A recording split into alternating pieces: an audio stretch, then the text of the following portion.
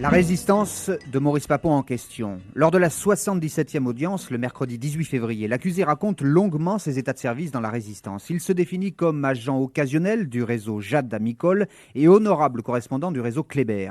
Alors que son engagement est fortement mis en doute par l'accusation, 4 témoins soutiennent que l'accusé a effectivement rendu de nombreux services à la résistance et qu'il a bien été un agent occasionnel du réseau Jade d'Amicole. Parmi eux, Alain Perpeza, âgé de 79 ans, agent de liaison du réseau.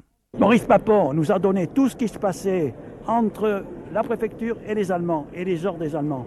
J'ai eu le privilège, moi, de pouvoir aller 2 fois en Angleterre. Donc, je suis allé en Angleterre, j'ai passé du mois de mars 1944 en mois de juillet où j'étais parachuté pour différentes raisons. Bon. Et là, j'ai discuté avec des gens du bureau qui collationnaient tout ce que nous envoyions.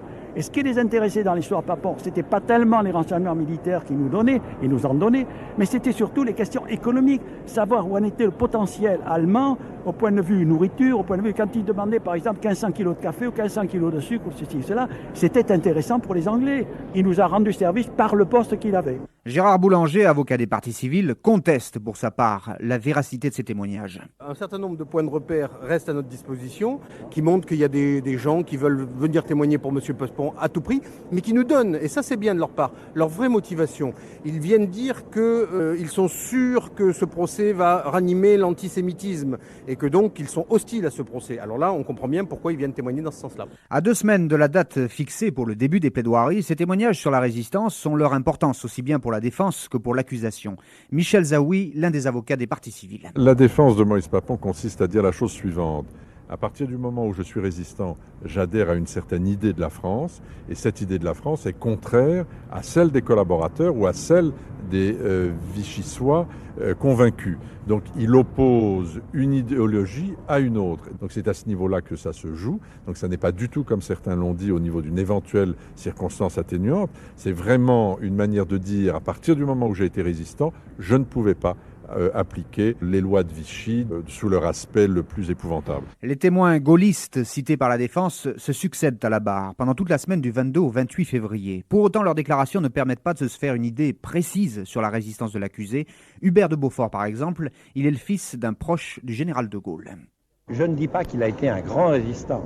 Je dis qu'il a fait la résistance qu'il pouvait faire dans le contexte épouvantable dans lequel il travaillait. Je défends la résistance de Maurice Papon parce que le général de Gaulle, il avait donné toute confiance à Michel Debré d'une façon générale et à Cuzin en particulier. Par conséquent, Cuzin et Michel Debré ayant entériné Papon dans son poste, le général de Gaulle a entériné les choix de ses collaborateurs. Léon Boudebien, ancien déporté lui-même et président de plusieurs associations de résistants, est persuadé que l'accusé n'a jamais eu connaissance, à l'époque, de la solution finale. Comment voulez-vous qu'un fonctionnaire subalterne d'une administration préfectorale soit au courant d'une solution finale alors que ni Roosevelt, ni Churchill, ni De Gaulle, ni personne n'en ont jamais connu, sinon en 1800 mai 1945 au moment de la Libération. Quelle est la valeur pédagogique d'un bouc émissaire par rapport à tout un système? Et si on avait cru que Papon avait ces crimes sur la conscience, est-ce que vous croyez que nous, résistants, on l'aurait conservé pendant 50 ans dans nos rangs? Quant à Jean Baudel, juif, gaulliste, ancien résistant, il n'hésite pas à s'exclamer à la fin de son témoignage « Vive la France, vive la République, vive De Gaulle et vive Papon ». Papon est un homme courageux qui souffre atrocement.